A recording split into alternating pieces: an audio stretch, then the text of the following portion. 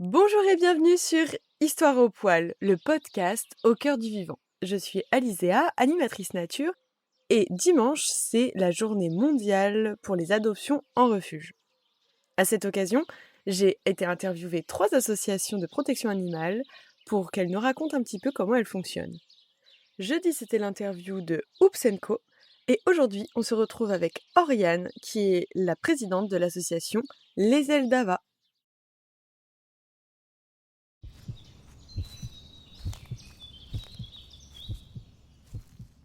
Bonjour Oriane, est-ce que tu peux te présenter et puis présenter l'association? Alors, bonjour, donc moi c'est Oriane, j'ai 22 ans, je suis communicatrice animale et ça fait, 1 an maintenant bientôt que j'ai ouvert, l'association Les Ailes d'Ava.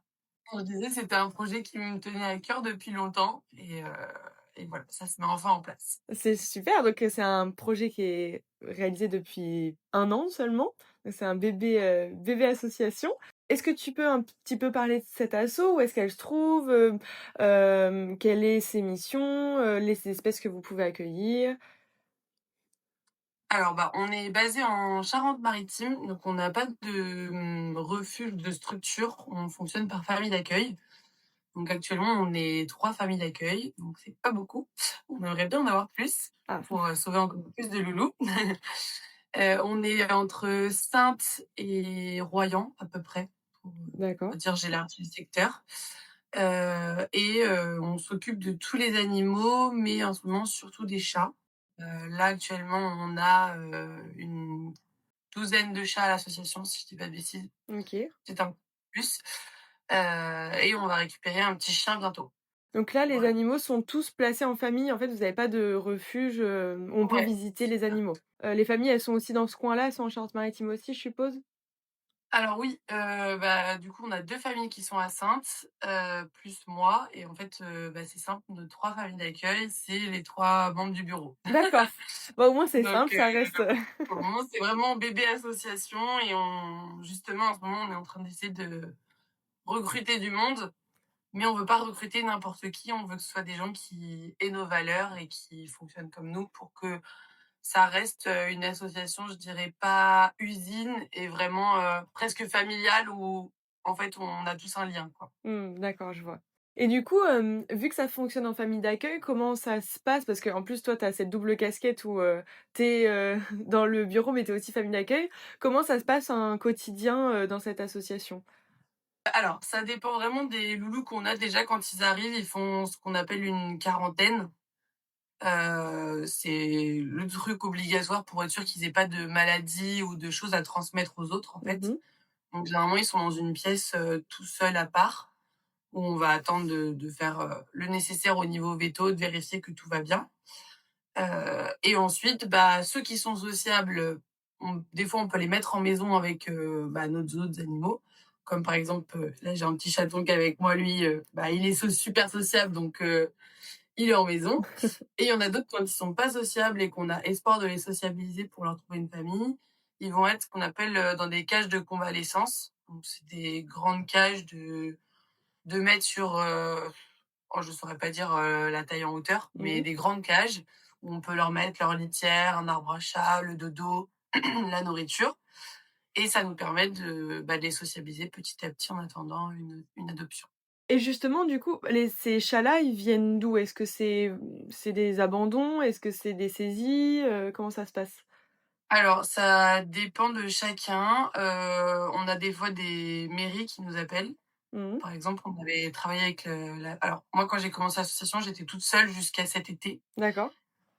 Donc voilà, j'ai été rejointe cet été par plusieurs personnes et du coup, donc milieu d'été, j'avais la commune de Ars, par exemple, qui nous avait, contactés parce que, il y avait une maman et ses 4 chatons, plus une autre loutre.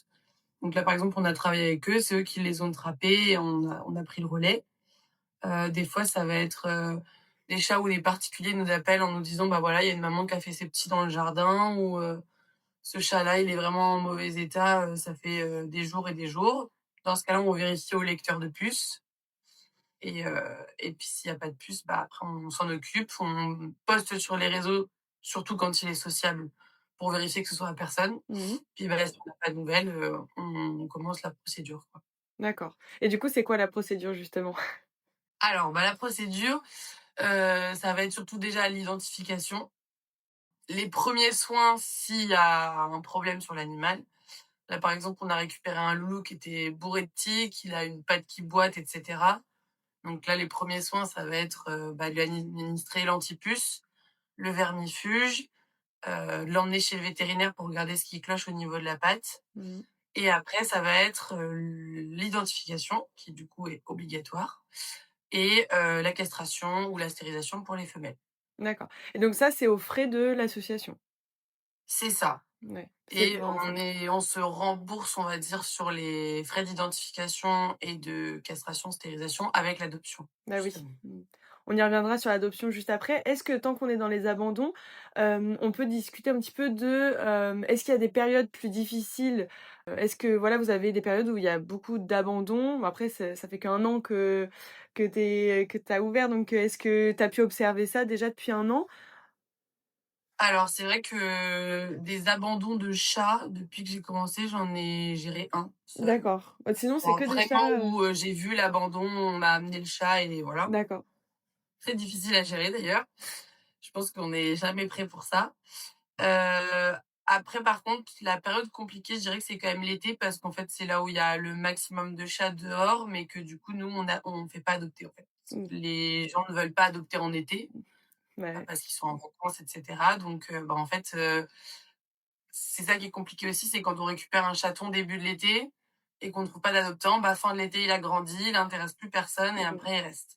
Ah oui, ça, c'est une réalité aussi, que les chatons, doivent être plus adoptés que les chats adultes, Ah mais on a que ça, moi je dois avoir 3 ou 4 demandes de chatons par jour, mais en ouais, fait on là actuellement à l'association, on a 2 chatons de 5 mois qui sont pas sociables et qui sont en double adoption, donc les gens ils en veulent pas ouais, et une de 4 mois et demi qui est pas sociable non plus, donc les gens ils en veulent pas ouais, et le reste ça les intéresse pas.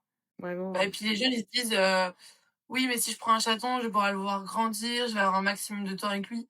En fait un chat ça peut vivre 21 ans si on s'en occupe bien et je pense que les gens ne se rendent pas compte tout l'amour qu'on peut recevoir d'un chat qui a connu la misère. ah ouais. Mais d'un chat ou d'un chien ou de n'importe quel animal, mais un animal qui a connu la misère et à qui on donne de l'amour, il a une résilience qui est juste incroyable et bah, des fois, c'est même là que ça fait les plus belles histoires d'amour, en fait. Mmh.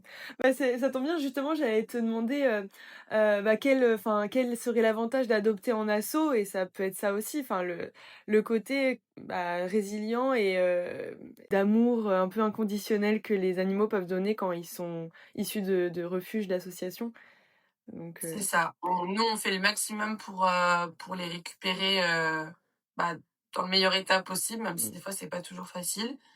Il y a une petite particularité aussi, comme je disais, je suis communicatrice animale et c'est une part que je voulais vraiment utiliser dans l'association. Donc pour ceux qui savent pas, c'est grossièrement dit, c'est de la télépathie avec les animaux.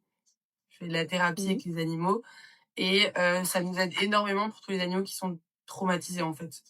Pour, les aider à s'apaiser, rien que pour leur expliquer ce qui se passe et qu'on leur veut pas de mal et souvent on voit le avant-après qui est incroyable, donc c'est important pour moi de mettre cette part-là dans l'association et de leur permettre d'évoluer plus sereinement. Ah oui, c'est un vrai plus en fait, d'avoir, bah, Bah, j'ai eu cette des casquette. c'est ça, on a eu des résultats où il y avait des mamans qui arrivaient avec leur bébé, on pouvait pas approcher la maman, pas approcher le bébé parce que, bah, qu'est-ce qui se passe? J'arrive avec mes chatons, c'est la panique. On fait une communication, le lendemain, je peux prendre les bébés dans les bras et faire des câlins à la maman. C'est génial et du coup, est-ce que cette, communication annuelle, tu le proposes aussi aux familles qui adoptent? Oui, Enfin, plus oui, tard oui. quoi, pour qu'elles peuvent revenir vers toi si jamais, elles ont besoin, Bah, déjà, alors moi, je pars du principe que enfin, je travaille parce que du coup, je forme des élèves à ça, donc du coup, j'en ai certaines qui ont souhaité prendre part à l'association. Donc généralement, avant les départs, nous, on prévient toujours l'animal, on prépare un petit peu ça et après si les familles, elles ont envie de faire une petite communication de suivi, on leur propose même une petite réduction, ça nous fait du bien de savoir comment vont nos loulous aussi. bah, oui, comme ça, toi, tu as des nouvelles, c'est C'est chouette ça. aussi et du coup, petite parenthèse là-dessus, est-ce qu'on peut, décrire, vite fait une séance de communication animale? Ça se passe comment? Peut-être qu'il y a des personnes qui seraient intéressées pour en savoir plus? Alors la communication animale, ça peut se faire en présentiel ou en distanciel en fait, il y a pas de enfin ça change rien. Moi je commence toujours à me connecter à l'animal et je fais de la libre écoute, c'est-à-dire que je vais recevoir ce qu'il m'envoie. Donc j'impose pas de thème au début. Ça peut être des images, ça peut être des mots, des ressentis, des émotions. J'accueille tout ce qui vient et ensuite généralement je fais un petit scan physique pour voir s'il y a des douleurs, des déséquilibres et après on passe aux questions et aux messages que le gardien ou la gardienne, ont à poser à l'animal pour, régler une problématique ou prévenir d'un changement ou tout simplement pour savoir comment il va. D'accord. Et ça peut se faire en une séance ou il faut plusieurs séances? Généralement, ça peut se faire en une séance. Après, quand on vient travailler un traumatisme, là, par contre, ça peut prendre plusieurs séances, quoi. Ah oui. Parce que c'est pas juste transmettre le message, c'est aussi, bah, y répondre et puis, par exemple, bah, un traumatisme, pouvoir, peut-être le guérir et répondre à la problématique. C'est ça. Ouais, c'est On va génial. jamais vraiment guérir ou faire disparaître un traumatisme, mais on va apprendre à l'animal à vivre avec, on va Ouais. dire. Ouais, c'est génial et ça peut être pour quel type de problématique, que tu interviens? Alors pour les chats, j'ai beaucoup le: «Mon chat fait pipi à la maison partout, j'en peux plus». Et ouais, OK. Voilà et c'est vrai que souvent, bah, en fait, le chat quand il fait ça, c'est pas pour rien, c'est pour, donner un message. Alors une fois, il y avait un chat, c'était, parce que sa gardienne fumait à l'intérieur, Ah! que ça ne lui plaisait pas du tout, donc du coup, il marquait son territoire et le jour où elle a arrêté de fumer, bah, il y a eu plus de pipi Ah ouais, c'est dingue. et la plupart du temps aussi, leur comportement, ils ont vraiment, bah, beaucoup à faire avec nous, comment on se comporte et ce qu'on doit apprendre de la vie et comment on doit évoluer aussi. En fait, on est très connectés avec nos animaux. Ah c'est vrai que, enfin et puis pouvoir, parce qu'on peut le sentir, d'être connecté avec nos animaux, mais pouvoir le mettre en forme vraiment à travers une communication animale, c'est autre chose. Enfin, ça doit être, vraiment chouette comme C'est assez expérience. fou, quoi. Mais j'adore mon métier, donc c'était Bah oui, important que je puisse, offrir ça, aux animaux qu'on aide au quotidien. bah oui. OK, bon super, merci pour cette petite parenthèse, sur la communication animale et du coup, quelle est la procédure si jamais on veut adopter un par exemple, voilà, moi je suis, une famille, j'aimerais pouvoir adopter un chat et comment ça se passe? Comment je peux vous contacter? Alors, nous, on a plusieurs plateformes, sur les réseaux sociaux, donc on a essentiellement Instagram, Facebook Mmh. et on a un petit site internet. Donc généralement, alors les gens, ils font vraiment de plein de manières différentes, mais nous, ce qu'on aime bien, c'est qu'on nous envoie un message ou qu'on nous appelle, Mmh. prendre des informations, se renseigner et cetera. Ensuite, on va les renvoyer vers un petit formulaire d'adoption à remplir pour, évaluer un peu le profil type de la famille, et puis voir quel chat pourrait correspondre ou quel chien pourrait correspondre, qu'est-ce qui serait exclu, par exemple. On va pas envoyer un chat peureux dans une famille avec des enfants qui crient, Mmh. parce qu'on sait que ça sera un retour, donc ça Ouais. ne sert à rien. Et puis après, bah, si le feeling, on va dire, passe bien, si les choses sont faites correctement et que on a des chats qui correspondent à une famille, on leur propose une visite. Donc il y a une 1re visite qui se fait, ils viennent rencontrer l'animal. Toujours, on observe comment ça se passe avec l'animal, le ressenti, l'approche des personnes et admettons qu'il y ait coup de cœur à cette visite, des adoptants sur l'animal et de nous pour les adoptants. S'il y a réservation, le chat ou le chien ne part pas avant 7 jours. D'accord. C'est le délai minimum pour que la famille réfléchisse correctement au fait que adopter un animal, ça se fait pas en 5 minutes. OK et du coup ça c'est dans la loi ou c'est vous qui l'avez imposé? Non, non, ça c'est dans la loi. Alors, bah, tout le monde ne le fait pas. Normalement, même les éleveurs, tout devrait être comme ça. Les salons du chiot devraient Les être comme ça. animaleries aussi? Les animaleries. Alors, je crois qu'ils ont plus de chats et de chiens, les animaleries, mais Les peut-être, nacs? bon, et voilà, il faut encore les nacs, je Mmh crois. mh. Et c'est un peu notre combat. C'est comme la puce qui est obligatoire et il y a encore énormément de chats qui sont pas pucés. Et les gens se rendent pas compte à quel point c'est important, mais pas juste comme ça parce qu'on a décidé que c'était important, même pour le chat. Parce qu'il y a plein de chats qu'on récupère qui sont sociables, on sait qu'ils viennent d'un foyer et en fait, ils ont pas de puce et on peut pas retrouver les maîtres Bah oui. et donc en fait, bah, malheureusement, ils peuvent pas retrouver leur foyer et on a beau les poster sur les réseaux, bah, des fois une annonce, ça passe à la trappe. Bah oui, oui. Ouais, c'est Donc pour ça que pucez vos c'est animaux! voilà, ce sera le message, pucez vos animaux, bah, c'est de toute façon, c'est la loi, hein, Ah ils oui, oui, sont dans l'illégalité, les personnes qui ne le font pas, c'est c'est pour ça. ça, ça sert vraiment à quelque chose, comme tu disais. Donc voilà, on peut réserver l'animal. Ensuite donc nous, l'animal part pas tant qu'il est pas, comme je disais, pucé, en fonction de si c'est chaton ou pas, stérilisé ou pas. Et puis le jour de l'adoption, donc les gens ils signent un contrat, où voilà, ils s'engagent à prendre soin de l'animal correctement. Enfin, il y a plein de petites lignes. Ils payent un tarif d'adoption forcément, Mmh. pour les frais qui ont été engagés auprès du loulou. Ce qu'on disait tout Ouais, à l'heure, l'identification et la stérilisation, bah, en fait, la stérilisation, on met dedans aussi, tout ce qui va être puces, vermifuges, enfin anti-puces. On mmh. met pas des puces dans le lot, non, faut éviter. Le vermifuge, on a rajouté forcément un petit forfait où il y a le temps que nous on s'en occupe avec les croquettes et cetera. Et c'est vrai que ça nous permet aussi, bah, de rembourser les frais de certains animaux qui des fois vont demander beaucoup plus. Là, le petit chaton qui est passé tout à l'heure, lui, il est arrivé, bah, 1re facture veto, 500 €. Ah voilà. Parce que, dysplasie, parce que giardia, parce que tout ça, et donc tout ça, on le fera pas payer à l'adoptant, mais ça sera remboursé par les petits forfaits, qui ont été pris sur les autres adoptions. Et oui. Voilà. Et c'est à ça que ça sert aussi, enfin, est-ce que c'est vrai que, on en parlait avec une autre association, bah, des frais, par exemple pour les NAC. Les frais, pour les NAC en association, ils peuvent s'élever à 150 € par exemple, et ça paraît énorme par rapport, en animalerie, un lapin, on va l'acheter 30 € quoi. Mais derrière, il y a tous ces frais-là bah, qui sont C'est pris en ça. charge, Il y a cette conscience de, en fait, adopter en association, c'est bien, mais la plupart du temps aussi, si on adopte des animaux qui ont déjà un passé énorme, donc en fait, si on leur donne une chance, on ne peut pas les abandonner derrière parce que 2 abandons, mmh, c'est déjà un, c'est bah, horrible, oui. et alors 2, ça peut avoir des conséquences énormes. Pour le coup, je pense peut-être plus sur certains chiens que sur les chats, parce que le chat peut-être est un peu plus indépendant et Mmh. on voit plus facilement les conséquences sur le chien qui va montrer plus, mais sur un chat tout autant, quoi.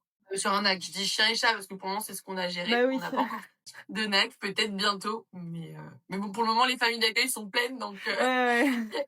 on charge.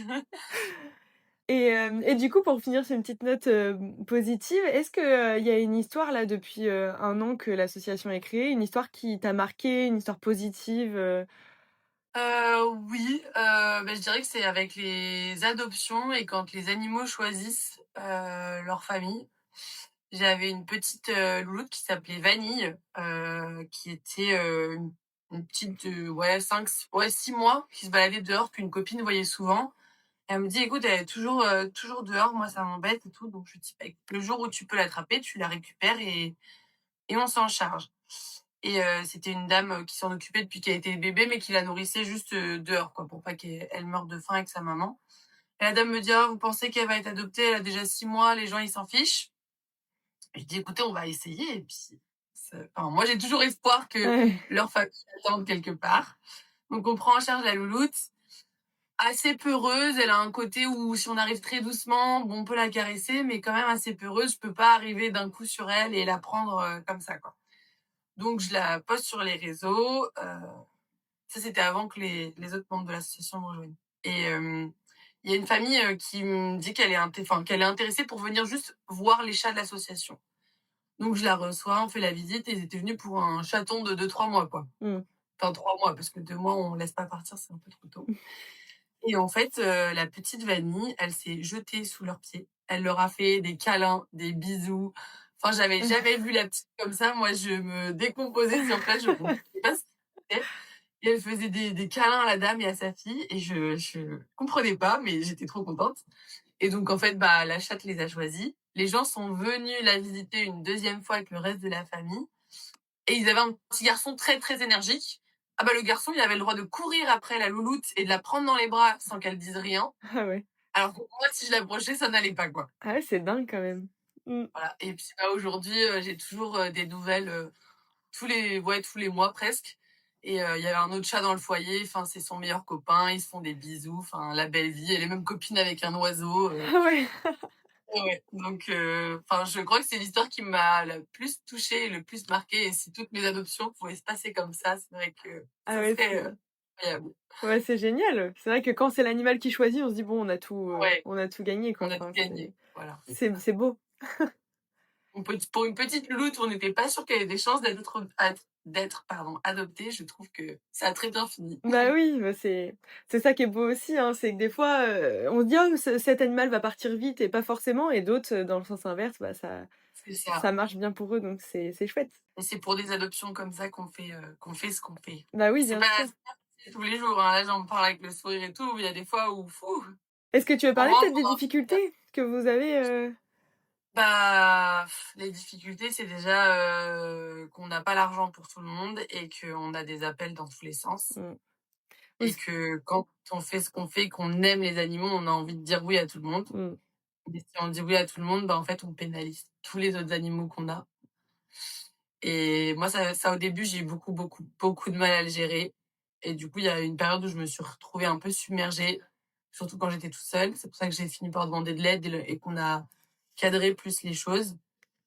Mais quand il y a cette sensibilité et qu'on rencontre l'animal, bah, nous, on n'arrive pas à dire non, en fait. bah oui. Donc Puis devoir faire des choix, enfin se dire, comment on fait les choix, ça doit être très compliqué aussi, mais c'est sûr. effectivement, bah, ça fait une très bonne transition avec la question, pour conclure un petit peu de comment on peut vous aider du coup, si on veut vous soutenir? Alors déjà, il y a la visibilité. On a besoin d'énormément de visibilité, donc sur, Instagram et Facebook, au maximum les aides d'Ava Mmh. et après on a mis des petites choses en place pour recevoir des dons, mais que ça demande pas non plus, trop aux personnes. Par exemple, on a ouvert un teaming. Mmh. C'est un abonnement mensuel où en fait, vous donnez 1 € par mois. Sauf que s'il y a 100 personnes qui donnent 1 € par mois, bah, nous on reçoit 100 € pour, s'occuper des loulous. Bah oui. Donc c'est vrai que c'est une solution un peu facile pour tout le monde parce qu'1 € c'est pas grand-chose, mais nous ça nous aiderait énormément et puis après, bah, on a des petites cagnottes en ligne. Ça peut être, nous aider en étant famille d'accueil par exemple. Voilà. Et oui. En venant nous aider sur les collectes, de dons qu'on fait, dans plusieurs magasins parce que, bah, en ce moment on est 4 donc on peut pas être partout. Mmh. On a notre travail à côté et puis, il y a, partager, sur les réseaux sociaux, voilà, parler de nous, nous donner, des matériaux si vous avez des matériaux que vous voulez jeter parce qu'on essaye de créer des chatteries ou des box pour les chiens à côté de ça. Comme quoi par exemple comme matériaux, Planches, ça peut être du grillage, ça peut être, des fenêtres qui vous servent plus, des portes, vraiment, un peu de tout? ouais, on prend tout. OK et dons alimentaires aussi? Parce que vous faites des Oui, collectes, mais est-ce que si on a des croquettes, dont on se sert pas, on oui, peut les carrément. donner? On peut prendre, bah, les croquettes, la pâtée, la litière, parce Ouais. que la litière, ça imaginez pas à quel point ça part vite et les vermifuges et antipuces, ça, c'est vrai qu'aussi ça on se rend pas compte, mais ça coûte très, très cher. Ah Une oui. pipette, qui fait, tous les vers et toutes les puces, c'est 14 €. Quand on reçoit 5 chats et qu'il faut tous les faire, déparasiter, on est content. Eh oui. Bah, oui, oui, c'est Voilà. clair. OK, donc du coup, dons financiers, qui sont, déductibles des impôts, il me semble bien. Oui, Voilà, à ça, c'est tout important centime. de le dire. Donc dons, matériels, de soit alimentaires, soit de matériaux, pour construire des chatières. Au niveau humain, peut-être des bénévoles, vous avez besoin ou vraiment juste famille d'accueil? Bah, c'est vraiment, famille d'accueil. Alors là, en ce moment, malheureusement, on a perdu notre secrétaire, donc on Ah, cherche une secrétaire d'accord. aussi. On cherche une secrétaire, quelqu'un qui va vraiment, gérer, récupérer tous les papiers et avoir en gros parce qu'en fait, là, on en a un petit peu dans les 3 familles et donc on veut pas que ça se perde. OK.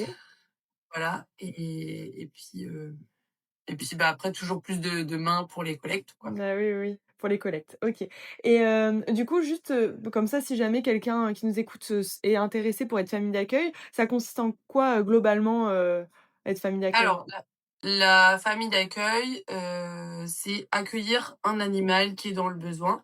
Donc en fonction du foyer qui veut accueillir, ça sera pas le même animal parce que, par exemple, un foyer avec des animaux va pas accueillir un animal malade tout de suite. On va éviter, quoi. Par contre, on demande à ce qu'il y ait une pièce, où l'animal sera isolé au début. Mmh. Pour, justement, cette histoire de quarantaine, ou même si c'est un animal pas sociable qui a besoin d'avoir un petit refuge à lui et éventuellement après d'ouvrir.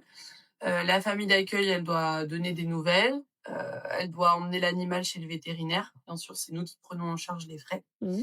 Les croquettes aussi. Faire la sociabilisation et veiller au bien-être de l'animal. Mmh. Donc en fait, voilà, eux, ils ont pas de, finances à mettre dans l'animal. En fait, c'est juste pouvoir accueillir et puis s'occuper de lui au quotidien, quoi. Donner du temps, nous, c'est vrai que si on pouvait, avoir les fa enfin, là, en ce moment, on est tous, famille d'accueil, mais on se connaît tous bien, donc on aime bien avoir un lien et voilà, faire les collectes ensemble, ça peut être un petit plus que pas tous les week-ends forcément, mais que la famille d'accueil vienne à quelques collectes, juste pour montrer qu'il y a un investissement. Mmh. Parce que c'est pareil, les familles d'accueil qui récupèrent un animal et qui, au bout de 2 semaines, nous appellent: «Bon, bah, faut le récupérer, on n'en veut plus» Mmh.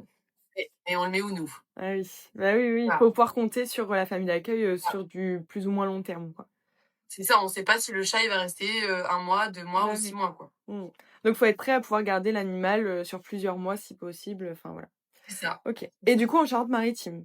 Faudrait qu'elle soit en Oui, Charente-Maritime, la famille? en OK. Charente-Maritime. Peu importe, si c'est La Rochelle, Heu, Cuba? alors c'est vrai que secteur Sainte-Royan, ça nous arrangerait un peu plus dans le périmètre autour, OK. même si c'est un peu large, pas trop long parce qu'il faut que nous, on puisse faire des visites. Il faut qu'ils puissent aller chez notre vétérinaire partenaire parce que du coup, on a quand même, des vétérinaires qui nous proposent des tarifs, Mmh. heureusement. Donc voilà. D'accord, OK, donc plutôt autour de Royan, Saintes. Est-ce que tu avais un mot de la fin, Oriane, avant qu'on se dise au revoir?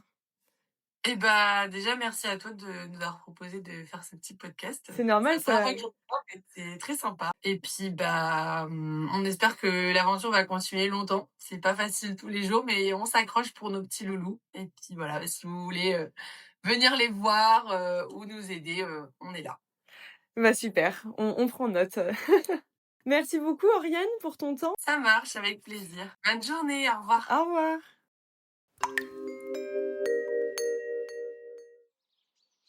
Et voilà pour cette interview avec Oriane des Ailes d'Ava. J'espère que ça t'a plu. Et on se retrouve dimanche avec Alicia, qui est responsable du refuge de la Métairie, un refuge qui recueille les animaux de ferme ou de laboratoire ou d'abandon de particuliers. Si tu as envie d'écouter ces interviews, n'oublie pas d'activer la cloche pour recevoir la notification dès la sortie de l'épisode. Et si tu aimes ce podcast et que tu as envie de le soutenir, merci de t'abonner et d'en parler autour de toi. C'est très important pour moi. Belle journée à toi et je te dis à bientôt. Mouah.